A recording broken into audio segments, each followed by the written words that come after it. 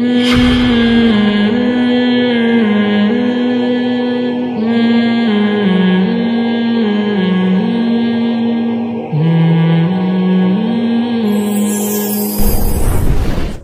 کو آپ نے زیادہ فوکس کرنا ہے. جیسے میں نے یہ واقعہ بتایا نا, اب وہ جو عرب بیٹھے ہوئے تھے, اتنی لمبی داڑھی ان کی, انہوں نے انگریز کو مسلمان کرنے کے لیے تھوڑی تبلیغ شروع کر دی تھی. انہوں نے تو نبی کی اس حدیث پر عمل کیا کہ بھئی جو بھی تمہارا ہمسفر ہے, جو بھی تمہارا ساتھی ہے, تم نے اس کو عزت دینی ہے. ہمارے یہاں کیسے ہو جاتا ہے نا, بسوں میں لڑائیاں سیٹ پہ, ٹرین میں سیٹ پہ لڑائیاں, کیسی ایک عجیب سی ایک صورت بن رہی ہوتی ہے. اس کا حق دینا ہے آپ نے. آپ کا یہاں جو اسکول میں یا کالج میں آپ پڑھتے ہیں, آپ کے کلاس فیلوز ہیں, ان کا آپ نے اکرام کرنا ہے. یہ کس کا حکم ہے؟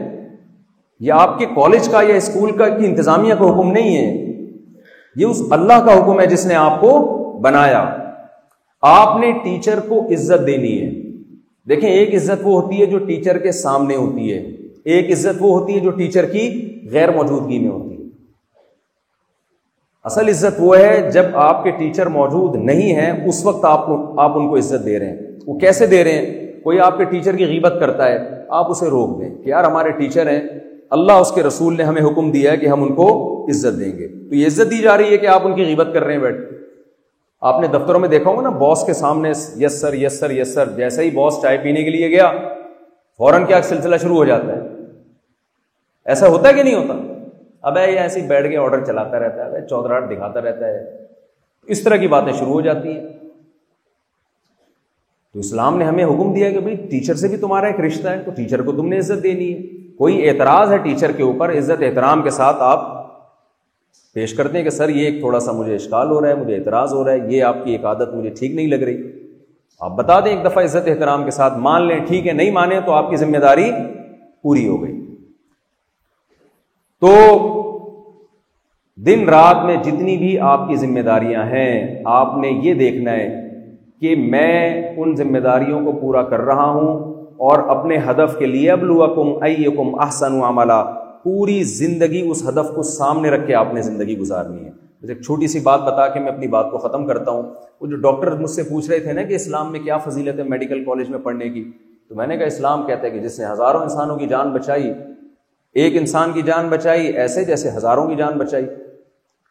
تو کہتے ہیں کہ پھر میں اس مقصد کو سامنے رکھ کر اگر میں ڈاکٹر بنوں گا تو جو اس مقصد کو سامنے رکھ کے نہیں بنتا, ان دونوں کی زندگی میں فرق کیا ہوگا؟ میں نے کہا فرق یہ ہوگا, آپ کا ہدف چونکہ انسانیت کی خدمت تھی, لہذا آپ ڈاکٹر بننے کے بعد جب کوئی پیشنٹ آپ کے پاس آئے گا تو پیسے آپ بھی اس سے لوگے اور وہ بھی لے گا جو مقصد حیات کو سامنے نہیں رکھتا. لیکن آپ لینے کے بعد اس کو جو نسخہ لکھ کے دو گے نا, وہ دوا میڈیکل اسٹور میں آپ کے ماموں کی دکان کے علاوہ بھی کہیں اور وہ نسخہ مل رہا ہو. ورنہ ڈاکٹر جو نسخہ لکھ کے دیتے ہیں نا, وہ کلینک کے ساتھ جو میڈیکل اسٹور ہوتا ہے اس کے علاوہ پوری دنیا میں وہ میڈیسن کہیں بھی بولے نا نہیں مل رہی. میں نے تو کئی بار تجربہ کیا, ڈاکٹر صاحب نے ایک میڈیسن لکھ کے دی, ہم گئے یہاں ختم ہو گئی ہے, تو پوری کائنات میں WHO کے پاس بھی نہیں ملے گی وہ آپ کو. تو آپ کا کیا خیال ہے, اس ڈاکٹر کا مقصد انسانیت کی خدمت تھی؟ انہیں پیسے تو مل جائیں گے, کمیشن بھی مل جائے گا میڈیکل والے کی طرف سے, انسانوں کی جان بچانے کا آخرت میں کوئی ثواب بولے نہیں ملے. اگر ان کا مقصد انسانیت کی خدمت ہوتا, ہدف یہ ہوتا کہ انسانیت کی خدمت تاکہ اللہ خوش ہو جائے, تو یہ وہ میڈیسن پیشنٹ کو لکھ کے دیتے جو معیار میں اچھی ہے اور قیمت میں سب سے سستی ہے. پیشنٹ تو آپ پر اعتماد کر کے آیا ہے.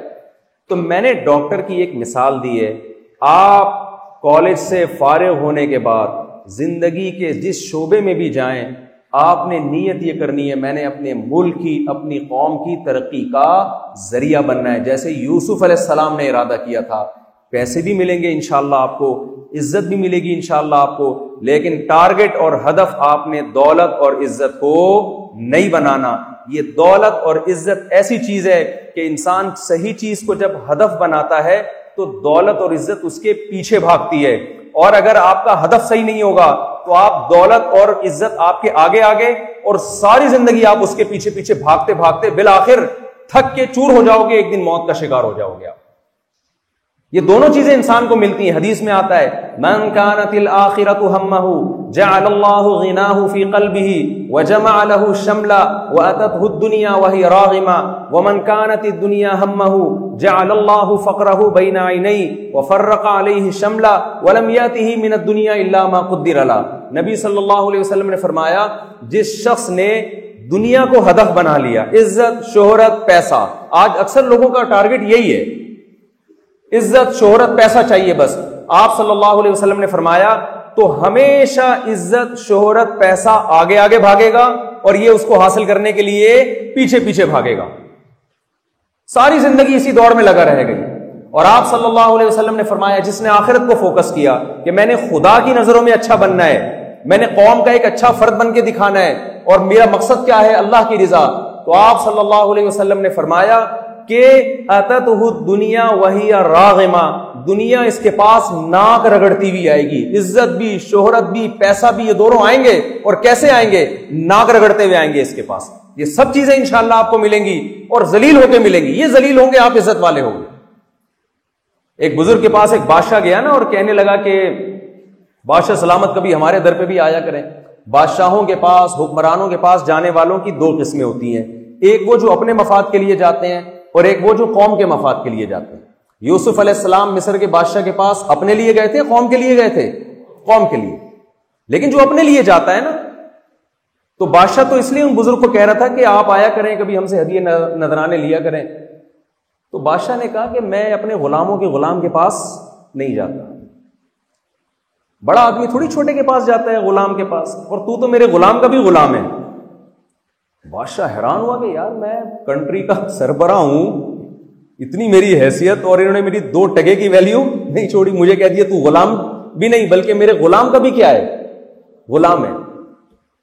تو بادشاہ نے کہا آپ نے مجھے کیسے اتنا بڑا الزام لگا دیا کہ میں آپ کے غلام کا بھی غلام ہوں؟ میں تو بادشاہ ہوں. نے کہا بھائی دیکھو، دنیا میری غلام ہے، میں دنیا کو لفٹ نہیں کراتا. عزت، شہرت، پیسہ، یہ سب چیزیں دنیا ہے نا، میں ان کو زیادہ لفٹ نہیں کراتا. یہ میری غلام ہے، یہ میری لونڈی ہے، اور تو اس دنیا کا غلام ہے.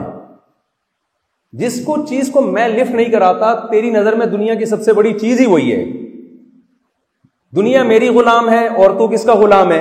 دنیا کا غلام. تو میرے غلاموں کا غلام ہے. بادشاہ سلامت، میری نظر میں تو آپ کی 2 ٹکے کی ویلیو ہے نہیں، تو میرے غلاموں کے غلام ہیں. تو یہ میسج ہے کہ آپ نے عزت، شہرت، لالچ، ان چیزوں کو ہدف نہیں بنانا. ہدف بنانا ہے ملک اور قوم کی خدمت، تاکہ آپ اللہ کی نظر میں سرخرو ہو سکیں. دیکھیں موت سب کو ہو. آپ کو پتہ ہے ہمارے بہت سے فورسز میں ایسے بہادر ہیں جن کو نشان حیدر ملا ہے. انہوں نے دنیا کو قربان کیا کس کے لیے؟ اللہ. کوئی بھی انسان موت اپنی جان حوالے نہیں کرتا جب تک کہ اس کو آخرت پہ یقین نہ ہو. مرنا آسان نہیں ہے، کیونکہ مرنے کے بعد کتنا بھی پروٹوکول کسی کو شہید کو آپ دے دیں گے، وہ تو چلا گیا نا دنیا سے. جب تک آخرت پر ایمان نہیں ہوتا، انسان اپنی جان اپنی قوم کے لیے کبھی بھی پیش نہیں کرتا. یہی تو وجہ ہے، ہم نے غیر مسلموں سے سنا ہے کہ ہمارے فوجیوں میں وہ موٹیویشن نہیں ہوتی جو مسلم فوجیوں میں ہوتی ہے. میں نے ایک غیر مسلم کنٹری میں نام نہیں لوں گا، پھر مناسب نہیں ہے کسی ملک کا نام لینا، کہ ایک فوجی کا انٹرویو میں نے خود سنا ہے. اس نے کہا جب ہم مسلمانوں سے لڑتے ہیں یا کسی مسلمان کنٹری سے لڑتے ہیں تو لڑائی بہت مشکل ہوتی ہے ہمارے لیے. پوچھا گیا کہ یہ میں نے خود سنا ہے، کیوں لڑائی مشکل ہوتی ہے؟ انہوں نے کہا دے فائٹ ٹو ڈائی. یہ مرتے، یہ لڑتے ہیں کس کے لیے؟ یہ مرنے کے لیے لڑ رہے ہوتے ہیں، یہ شہادت تلاش کر رہے ہوتے ہیں. ہم مرنے کے لیے تھوڑی لڑتے ہیں، ہم تو اس لیے لڑتے ہیں کہ یار اس لڑنے پہ ہمیں تنخواہ ملتی ہے، پیسے ملتے ہیں ہمیں. مر گئے تو وہ پیسے ہمارے کس کام کے؟ کہتے ہیں جی آپ کے وارثین کو ملیں گے، تو ان کو ملیں گے نا، ہمیں کیا ملے گا؟ تو جب انسان اللہ کو بڑا بناتا ہے کہ میں نے اللہ کے سامنے جواب دینا ہے، تو اس کا ہدف بہت اوپر چلا جاتا ہے. اور جب انسان عزت، شہرت، لالچ، ان چیزوں کو ٹارگٹ بناتا ہے